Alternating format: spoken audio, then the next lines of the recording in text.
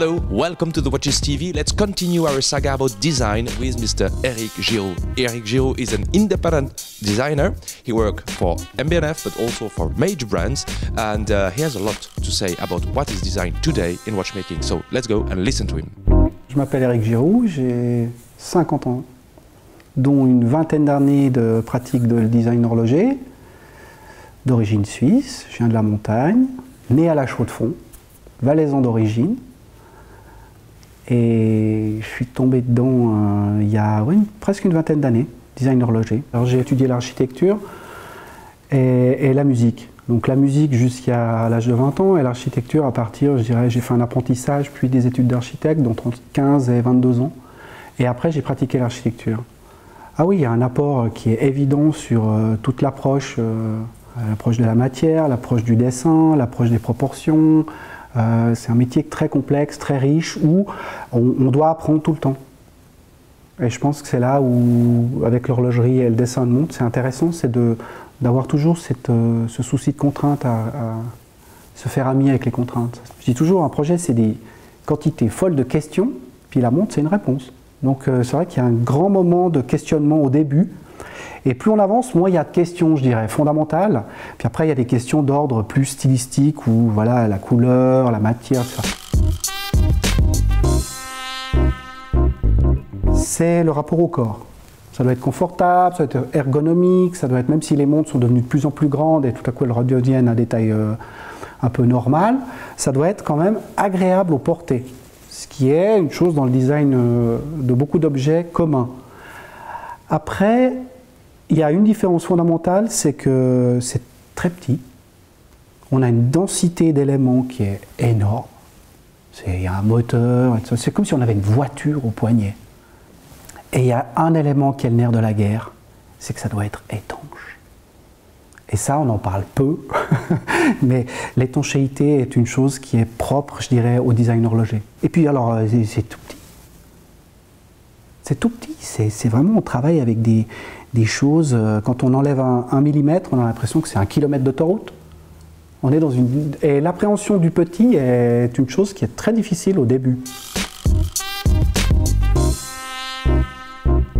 Il y a une chose qui est fondamentale, c'est que ça doit être super cohérent. Mais, pour que la cohérence elle ait un sens, c'est quelque chose que j'ai beaucoup développé avec certaines personnes, c'est qu'il faut qu'il y ait une tension. Si c'est que beau, c'est lisse. Je pense que la beauté, elle est aussi en adéquation avec le temps. Donc il y a la cohérence, les proportions, la tension, et puis après il y a un coup de baguette magique qui fait que on a le jus, on n'a pas le jus, comme on dit. C'est comme la cuisine. Il y en a qui savent épicer, il y en a qui ne savent jamais épicer. Et ça, c'est aussi culturel. C'est-à-dire qu'il faut se poser beaucoup de questions et autour de la table, parce qu'autour de la table, il y a toujours un peu du monde, il faut qu'il y ait une cohérence de cette recherche du beau, cette quête. Mais culturellement, il faut faire le pas, il faut passer du temps, il faut apprendre, il faut comprendre, il faut écouter, il ne faut surtout pas avoir d'a priori. L'a priori, c'est l'antithèse du beau. Certains ont une image de ce métier comme un métier d'artiste. Ce n'est pas un métier d'artiste, le design. On dit le métier du design. Le design industriel est né pour faire vendre des produits. Dans les années 40-50, c'est ça. Raymond Levy a été convoqué parce qu'une machine à faire des stencils était moche. Donc on lui a dit il faut la rendre belle, parce que si elle est belle, les gens vont l'acheter. Donc les fondamentaux, c'est ça. Après, il y a de la technique, après, il y a du marketing. C'est quand même, on n'est pas des gens devant une toile ou qui regardent le soleil à faire des choses. De mon point de vue, certains peut-être. Donc il ne faut pas oublier, on ne fait pas les jouets pour soi, on ne les fait pas pour les marques, on les fait pour des consommateurs. Donc c'est un métier relativement technique, c'est un métier relativement cartésien. Il faut avoir des idées, il faut avoir l'inspiration, c'est clair, ça fait partie du jeu. Il faut avoir l'invention, il faut être nourri. Mais c'est surtout un métier qui, à la fin, il faut les vendre. Donc on est aussi attaché à un système qui est commercial, qui est dans le monde entier. Donc il ne faut pas oublier ça. Alors les rêves, ils sont plutôt dans une partie plus intime, plus secrète. Il y a des gens qui se plaignent, il y a des gens qui se plaignent jamais. Moi j'ai des rêves, mais je rêverais de dessiner des habits, je rêverais de faire un film, d'écrire de la musique. Ça, c'est des rêves. Mais dans l'horlogerie actuelle, telle qu'est mon métier aujourd'hui, moi je suis en plein rêve. Dès que j'ouvre une salle de conférence, je rentre dans le rêve des gens.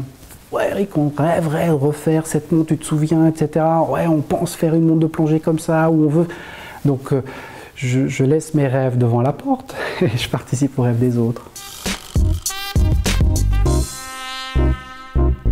Dans l'aventure MB&F, c'est vrai que je suis là depuis le début. Ça va faire 10 ans cette année. C'est une magnifique aventure d'amitié, déjà. C'est vrai que dans le mot MB&F, il y a Friends, et c'est un mot auquel je tiens, parce que c'est vraiment une super aventure amicale avant tout. Et ça a toujours été une aventure extraordinaire dans le sens où Max a beaucoup d'idées qui sont dans sa tête. Max, il fait des croquis, des intentions, des envies, des rêves. Et toute la marque se construit comme ça avec des échanges.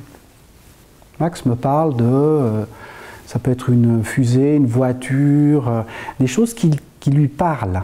L'idée, c'est pas d'être différent. L'idée, c'est d'être avec son temps. Et aussi de jouer avec l'horlogerie. Parce que MB&F, c'est pas que des jolies formes. Parce que si on analyse les formes des montres MB&F, ce sont toujours des tracés géométriques très simples. C'est juste une sophistication qui fait parce qu'on a autour de la table des gens très brillants, comme Serge Kriknoff et Max Busser, qui ont de la bouteille dans le domaine horloger et qui ne laissent rien au hasard. Et c'est vraiment une magnifique aventure où on peut tester plein de choses. Ça, c'est génial. Sur ces 20 dernières années, en ce qui concerne le design horloger, je ne sais pas si ça a beaucoup évolué ou changé. Mon sentiment, c'est que le numérique a pris énormément de place. On peut dessiner en 3D, imprimer en 3D. On peut avoir vraiment une relation à l'objet physique très vite, avec une maquette. Ça veut dire que le regard du designer, quand on accompagne un objet du premier dessin jusqu'à la fabrication, là, il y a quelque chose qui a évolué. Mais je ne sais pas si le métier a évolué. C'est un métier relativement jeune. C'est né quoi, dans les années 50-60 que les gens ont commencé à dessiner des montres. Des Gérald Genta, après il y a eu monsieur Eddie Schopfer, Jörg Isek. Puis maintenant, il y a une nouvelle génération qui s'installe, qui vient. Je ne sais pas s'il y a une vraie évolution. Ce que je ressens, c'est plutôt une émulation du design dans l'horlogerie. Dans les grandes maisons, à ce jour, il y a un bureau de design interne, il y a un directeur artistique, il y a un intérêt pour le design qui est vraiment marqué, fort. C'est une condition sine qua non. Je pense que le design, il s'est installé. Après, ça ne veut pas dire qu'il est meilleur ou moins bon. Ça veut dire qu'il y a des designers sur la place. Avant, il n'y en avait pas. Il y a des icônes qui ont été créées sans designer.